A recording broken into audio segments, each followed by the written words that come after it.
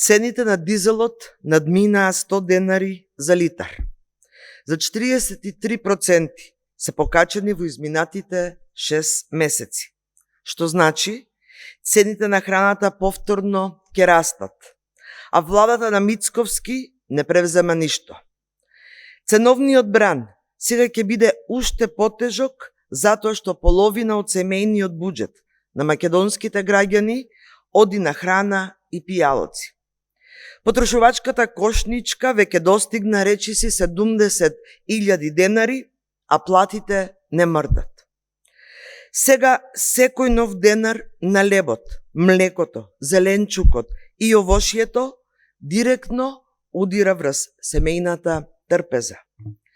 Директно се засегнати и македонските земјоделци.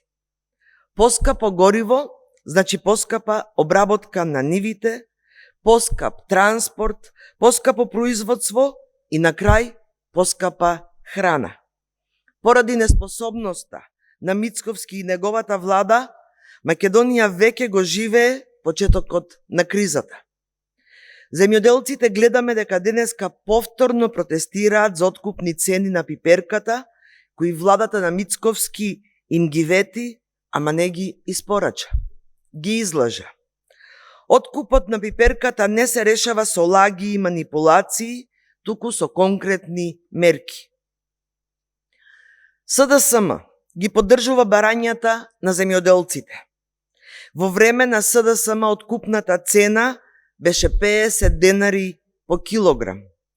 Сега владата треба да обезбеди и повеќе од 50 денари заради зголемени трошоци за производство во целокупниот сектор за земјоделство. Земјоделецот не живее од пресконференциите на Мицковски и лажните ветувања. Живее од цената на својот производ, од сигурен откуп на времена исплата. Од тоа дали може да купи гориво, семе и ѓубриво за следната сезона. А токму тие трошоци растат. Субвенциите доцнат или се намалуваат. Горивото поскапува, ѓубривото поскапува, наводнувањето е проблем, а уште сакаат да градат и дата центри. Ова е системско уништување на домашното производство и губење на прехранбената сигурност на државата. Македонија има земја, вода, сонце, традиција и вредни земјоделци. Може да произведува храна и за себе, и за регионот. Цел свет се подготвува за глобален проблем со поскапа храна, само владата на Мицковски не превзема ништо.